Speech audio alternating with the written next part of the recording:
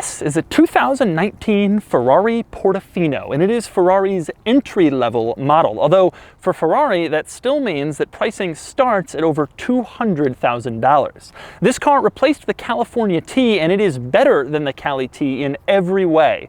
And today, I'm going to show you why. I've borrowed this Portofino from Ferrari of Newport Beach, Ferrari Heaven, here in Orange County in Southern California, where deliveries of the Portofino have just started. This car has just started going on sale. This is their very first Portofino, their demo car, and they invited me to come up and check out the latest Ferrari. So here I am. And here is the Portofino. Under the hood, there is a 3.9-liter twin-turbo V8 that makes 590 horsepower and 413 pound-feet of torque, 40 more horsepower and pound-feet than the California T that it replaces. 0 to 60 is 3.5 seconds, and this thing will reach 199 miles an hour. When you look at numbers like that, it's hard to even call this the base model Ferrari. Think of it this way. Compared to the 575M from just a decade ago, this car has more power, better acceleration, and roughly the same top speed. And that was the flagship Ferrari V12 from the time.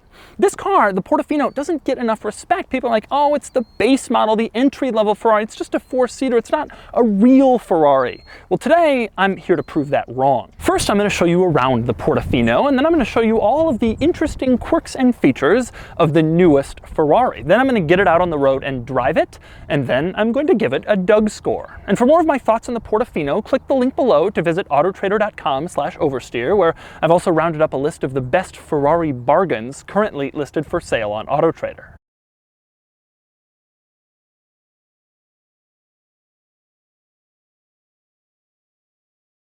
I'm going to start the quirks and features on the inside of the Portofino. Now, when you climb inside, you have the bright red Ferrari key that you've just used to unlock the doors, and you could just stick it in your pocket, but you don't have to. If you want the key to be present for your driving experience, there is a little velvet key slot in the center console. You can just stick it in so you can always see your Ferrari key as you drive down the road. Next up, another really cool feature of the Portofino. Now, previous Ferrari models displayed little red lights at the top of the steering wheel to let you know when you were nearing red line.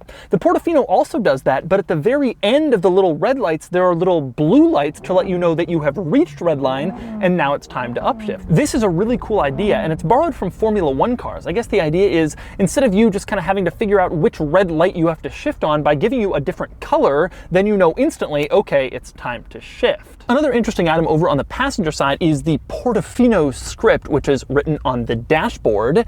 You can see that the Portofino script perfectly matches the script in the California license plate. Take a look at the F in Portofino and the F in California. This is also true in the floor mats, which also have the Portofino script. The reason these fonts match each other is because the predecessor to this car was called the California, and for that car, Ferrari actually modeled the California script off the California license plate, and they decided to keep that font, that script, for the Portofino. Next up, an interesting item with the windows in this car. Now, if you look on the outside, you'll notice that this car has 4 side windows, 2 in the front and 2 little windows in the back for the back seats. But inside the car in the center console, you'll see there's only 2 window switches. So how do you roll down those back windows? Well, check this out. It's a rather unusual quirk. First, you drop the front window, and then it goes all the way down just like a front window. Then you press the window control again, and the back window goes down. The front window has to be all the way down before you can put down the back window, but it's the same switch for both windows. And it's the same story with rolling up the windows. Pull the window switch once and the front window rolls all the way up. Pull the very same window switch again and the back window rolls up. 2 windows, 1 switch. It's a strange quirk. And speaking of unusual buttons in this car, how about the one on the steering column over on the right? Now, quick glance over there, you're thinking, well, what button? But if you pull off this little plastic cover, it reveals a hidden engine start-stop button. Now, the standard engine start-stop button for this car is on the steering wheel itself. So what exactly is that for? Well, according to page 157 in the owner's manual, if your key battery dies, so the car is not recognizing the key and you still want to start the car anyway, All you got to do is take the key and place it in a perfectly vertical position next to that secondary engine start-stop button. Once you've done that, you press the regular engine start-stop button on the steering wheel, and the car theoretically will start right up. Now, I know what you're thinking. If you're holding the key vertically next to that start-stop button, why don't you just press that button? Well, actually, the owner's manual makes it seem like that button doesn't actually work to start the car. Instead, only the red button on the steering wheel can start the car. Now, with that said, the owner's manual does specify that the little plastic button on the steering column can be used to turn the car off in an emergency situation, like if the red button on the steering wheel isn't working, but apparently it can't turn it on. Next up, another rather interesting item in this car is the seat controls. Now, if you look over on the side of the seats, you can see that there are a few little controls over there for the general functions. Move the seat forward, backward, up, down, whatever. But that isn't everything. If you press that little button on the side of the seat, it pulls up the seat controls in the infotainment system, and then you have a wide world of other controls you can use. Apparently, Ferrari decided that their seats have now gotten so complicated with so many different functions that it would just be easier to adjust them in the screen. And so you can adjust the bolstering and the front thigh support and the lumbar support all from that screen, rather than trying to have to poke around at some little buttons that you can't see over on the side of the seat. That seems to make sense. Now, an interesting item with this, the seating control menu in the infotainment system includes the heated seat controls, although Ferrari doesn't refer to them as heated seats. Ferrari refers to them as thermal comfort, which is just a hilariously formal way of saying it. But if you click on thermal comfort, you can turn on or off your heated seats. Now, in the past, I've been very negative about heated seat controls inside the infotainment screen because it should just be a simple button that you press. But if you're going to do it this way, this is the easiest way to do it. You push a little button on the side of the seat, it pulls up your seat controls, and then boom, instead of having to go through 5 different menus to try to figure it out. Next up, the climate controls in this car have kind of an interesting idea. There are regular buttons and dials that you can use to change the climate control. You can turn up or down the air, you can turn up or down the temperature, all that stuff if you want to just use regular buttons. But those climate control functions are relatively limited. If you want to do more, there is a climate menu in the infotainment system, and in that menu you have more options. You can change stuff, the buttons are larger, the displays are larger, so you can see everything easier. So there's sort of a secondary climate control screen that is redundant in case the simple controls just aren't enough. One thing I like in the climate control screen in the gauge cluster is how to change the temperature. Instead of a dial that you turn, it's like this slidey thing that you can go up to hot or cold, and you just sort of slide down a gradual red and blue graphic depending on whether you want hot or cold temperature. Now, speaking of the infotainment screen, there are quite a few interesting quirks in the infotainment screen, one of which is the navigation system points of interest. This car has an unbelievably comprehensive list of points of interest that you can have it sort of display while you're driving along. First off, I love the fact that the point of interest for ferry terminals, ferries, has a picture of a Ferrari inside of a shipping container. That is a fun little quirk, but the points of interest go well beyond that. For example, you can have the navigation system display for you Ferrari stores while you're driving along. You can have it show you embassies that appear on your drive while you're cruising along. You can have it show you cemeteries. So if you're driving along your Ferrari and you want to just sort of see cemeteries pop up on the screen, you can have that. You can also have it show you Ferrari museums that are around, and Enzo Ferrari museums, which somehow are different from regular Ferrari museums. But then there's my personal favorite as you get near the bottom, bowling centers. If you're ever driving around your Ferrari and you think to yourself, you know, I don't know where any bowling centers are, you can set the infotainment system to display bowling centers nearby as you drive around, and that is very unusual. One other interesting item I noticed in this car is the fact that it'll turn off for you. I had this car idling for like 8 minutes while I was filming various different things around it, and after a while it started beeping. I looked in the gauge cluster and it had a little countdown that said like car is turning off in X number of seconds. Apparently they're worried that you might just leave it running and forget about it, and so after a while it turns itself off to prevent that from happening, prevent it from running out of fuel. Who knew? I had no idea, and I suspect most Ferrari owners would never know either, since most people don't leave their cars idling for so long. Now, next up, unfortunately, this car has rear seats. And I say unfortunately because in two-door cars with rear seats, it has become sort of like a meme that I climb in the back, and this car has some of the smallest rear seats in the car industry. Now, I've moved the front seat as far forward as it will go. I'm now going to climb in to the rear seats. With the front seat all the way up, it's not that hard to climb into the rear seat, especially with the roof down, but I put the front seat back and I mean, there's just no room back here, and it's sort of automatically whirring back into the place where it was before. I just don't have any space. There's no possible way that any reasonable human adult can ride back here. But then again, these seats weren't really designed for 6'4" grown people to ride in the back. They're just sort of auxiliary seats in case you need them in a pinch or maybe to carry around a small child. Now, there are two interesting items in the back seats of this car that's worth mentioning. One is the fact that this car has anchors for a car seat. Now, usually cars have these ugly plastic anchors that stick out of the middle of the seat, but in this car, they've covered up those anchors with this nice little leather piece so that no part of this car looks ugly at any time. If you actually want to use the child seat anchors, which of course nobody will, then you can peel off this little leather cover over them and you can stick the child seat in there and anchor it. But since they figure most people aren't going to do that, they put the leather in place so it looks a lot better. That is nice attention to detail. Another interesting item in the back seats, if you look directly behind the back seats, you will see that there is a little item marked deployable roll bar. You may not know this, but convertibles by law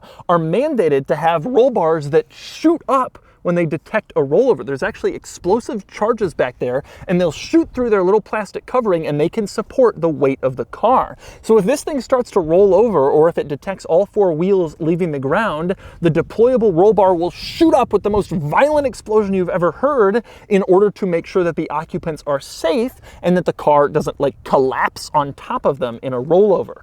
Kind of interesting, something I never want to see happen. Next up, we move on to the trunk, and there are a couple of interesting items in the trunk. One is the fact that hidden underneath the Ferrari horse, above the license plate, there is a little area where you can plug in a battery tender, a trickle charger. Ferrari knows that these cars are generally going to sit for long periods of time because their owners have a bunch of other cars and these are only driven on special occasions. And so in order for the battery not to go flat, a lot of the owners of these cars will plug it into a battery tender that will keep it charged even when the car is not in use for long periods of time. And rather than make you install your own battery tender, Ferrari is now including battery tenders on a lot of its cars, including in this one. The next interesting thing about the trunk is the fact that it opens just like a trunk. You can just kind of pop it open back here, and then it just opens up, which may not seem all that unusual to you right now, but give me a minute and I'll show you why it's kind of surprising. But first, now that we're in the trunk, let's kind of discuss some of the interesting items back here. One interesting item is the fact that there is a plaque on the roof of the trunk that shows all of the options and extras and features on this car. This plaque even has all the option codes, so you know exactly which items this vehicle is equipped with, which is kind of a cool thing to see, all the features that you chose.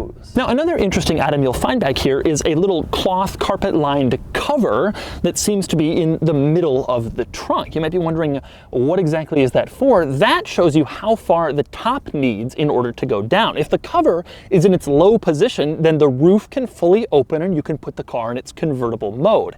If you put the cover up, you have more room under here for luggage. So if you want to go on like a long trip and put more stuff in here, you just put the cover up and you have more space. But when the cover is in its up position, the top can't go down. And so if you want to drive around with all of your luggage in the back of your Portofino, you have to make sure that it fits underneath the cover in its down position, or else you can't put the roof down. The other interesting thing you'll find in the trunk, if you take this little leather loop and lift up the carpet in the trunk, you will find the tool kit. Yes, this car comes with tools and fuses so that you can fix it by the side of the road. It even comes with a pair of gloves so that you don't have to get your hands dirty while you're doing a roadside repair on your Portofino. Now, our next interesting item in this car is the operation of the roof. Now, in order to put the roof up, you press a little roof button in the center console, pretty simple, and then the roof starts going up. Then some rather interesting things happen, one of which is the fact that the trunk panel then pops up to allow the roof to get into place. I mentioned this is rather unusual because just a second ago, I had the trunk opened like a normal trunk,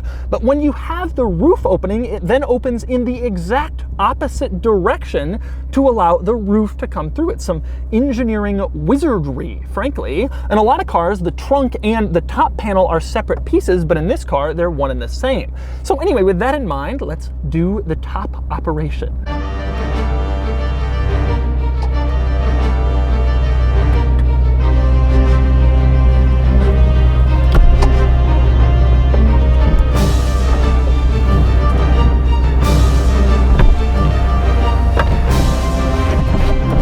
Now, the other interesting item for the top operation you just saw, and it's the fact that there are two panels for the top that go down in order to make this car into a convertible. And in order to do that, they sort of come together and kind of snuggle in place while the trunk does its thing. Take a look. Okay, I'm gonna stop it there, and you can see that the rear panel is now on top of this panel. When you continue putting the top down, then it continues its cycle. The trunk part comes up. These two panels, which are now together, they kind of go backwards into the trunk, and then the trunk, now hinged this way, folds back, and everything is back to normal, and now we're down. Now, next up we move under the hood, and I should say there's nothing particularly quirky or unusual or weird under here, just this car's 3.9 liter twin turbo V8. There is one item though that I really like under here, and that's the fact that Ferrari isn't using any plastic covers that hide the entire engine. Instead, you still get to see everything, and it just looks so cool. Next we move on to the brake lights, which are finally perfect. Now you may recall that on the California, the brake lights were in basically the same place, except they weren't the brake lights. The US government has a rule that no brake light can be on a piece of bodywork that moves, and so the California had its brake lights here, and this was on the part that would move in order for the top to go down, so they couldn't use those as the brake lights. Instead, they had to kind of use these little holes down here, and it looked kind of strange. This time, the brake lights are fixed in place, and they're right here, and they look good. The brake lights are these two little circles on either side. They're very cool. And when you put on the turn signal, the signal is inside the brake light, and it flashes just like you'd expect a turn signal to flash. Nothing particularly unusual there. Next, while I'm outside the car, I want to talk about this car's general styling. And I've chosen this angle because I think it's this car's most beautiful angle, but frankly, that's hard to find because this car has a lot of really good angles. I personally find the Portofino to be absolutely beautiful, especially with the top down. The first California, the initial one back in 2009, that was a little weird looking. We kind of all agreed on that. The California T was a huge improvement, but this is a really, truly gorgeous car with a simple, clean look that I absolutely love. This may be the entry-level Ferrari, but I also happen to think, and I mean this, that it is one of the most beautiful Ferraris made in the last 10 or 15 years. And in keeping with the idea that this is a real Ferrari, and a truly impressive one at that, this car also has an exhaust note that you'd expect from a real Ferrari. Take a listen.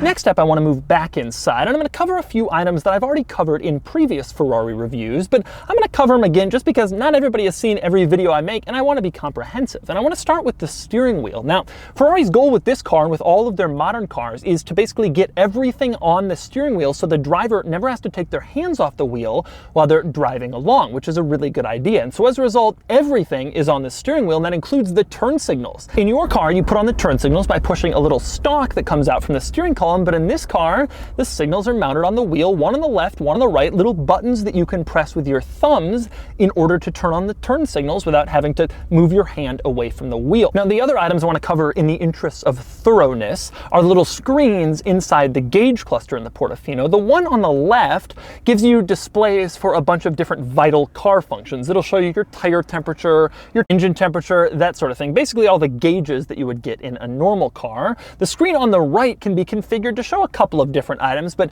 most people probably use it for the speedometer. It'll give your speed in a digital display that's easier to see than looking down at an analog speedometer. And so those are the quirks and features of the Portofino, and now it's time to get it out on the road and drive it. All right, driving the Portofino. First impression is that it feels really tight. It feels very well put together. There's no vagueness in the steering, which is unusual because that's kind of been a complaint I've had about some modern Ferraris. Second impression is that the sound is amazing. Who knew? You know, it's funny, everybody's a California T, this is a lesser Ferrari. Well, this doesn't feel like that right now. I love the sound. It sounds like a 430 or a 458 from the good years. I think Ferrari has kind of heard a lot of these complaints that the sound isn't quite as good in the turbo cars. Well, this doesn't feel like that at all. Shifts are absolutely instantaneous, completely instantaneous. Just they happen momentarily. It's almost can barely tell that it's actually shifting. I mean, you barely even feel it. The steering, though, is what I'm most impressed with. The car steers in a tremendously precise manner. I think for the last 10 years or so, a lot of Ferraris have felt like the steering was too light. This thing, the steering is lighter than in old cars with, you know, more direct steering. This kind of is electronic stuff, but it feels tremendously direct. It feels like you're really in control. I'm surprised by that. I wasn't expecting the Portofino to feel sort of as direct. Sitting in a stoplight, it's wonderful. There's no buzzing or shaking or anything that you would associate with an old school like supercar type experience, despite the fact that this car does offer supercar type numbers. And obviously the interior materials and quality, just fantastic. Carbon everywhere, every material is nice. There's no crappy plastic anywhere in this car. The sound is really impressive. I can't believe how good the thing sounds.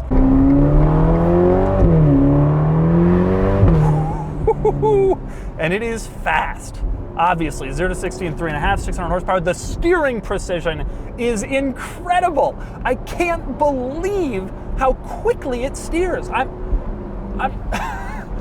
It's amazing, especially because when you think of this car, you think, well, it's the entry-level one for the people who, yeah, you can't get a 488, you get one of these. Well, that's not how I feel steering this thing. It feels so precise and so quick.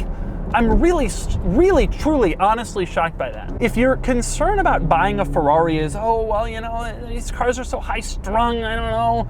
This one doesn't feel high-strung. This one feels nice and smooth.